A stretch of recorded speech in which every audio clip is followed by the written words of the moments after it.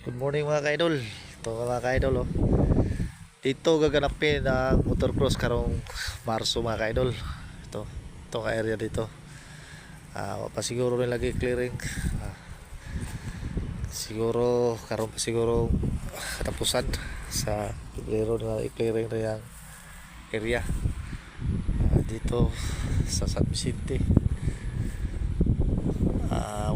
Walang mga dayuhan siguro na mga rider, siguro local lang dito ang area.